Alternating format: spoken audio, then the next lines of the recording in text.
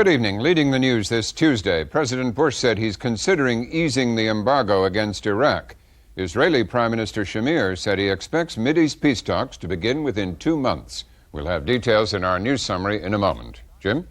After the news summary, we hear what doctors think of the move toward mandatory AIDS testing for them and other medical workers.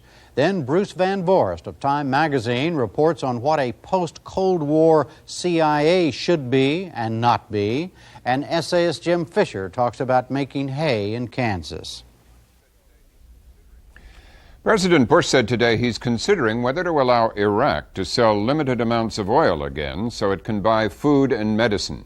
The Iraqi news agency quoted health ministry officials today as saying the world trade embargo endangered the lives of thousands of sick people, especially children, in Iraq's hospitals.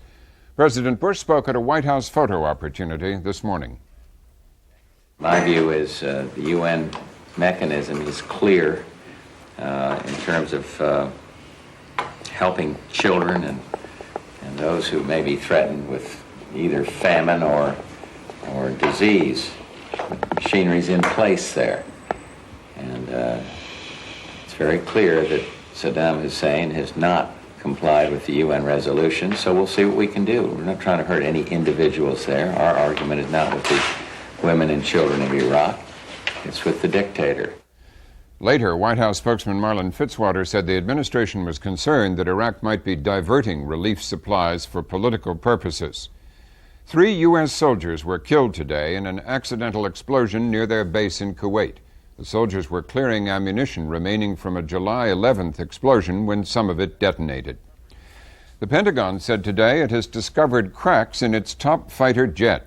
Pentagon spokesman Pete Williams confirmed a report in Jane's Defense Weekly saying the F-16 had developed stress fractures.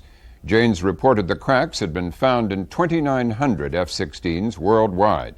The Pentagon also announced it intends to sell 80 newer F-16s to Turkey, which had been a key U.S. ally in the Gulf War. Jim? Israeli Prime Minister Shamir said today he hoped for peace talks within 2 months. It was said in a statement released by his office. He said some problems remain, but, quote, I think we are approaching the start of negotiations, end quote. Britain's central bank was told more than 3 years ago terrorists kept accounts at the seized Bank of Credit and Commerce International. A top central bank official made the disclosure today. He said Scotland Yard was brought in to investigate. One of the terrorists was Palestinian Abu Nidal, according to British news reports.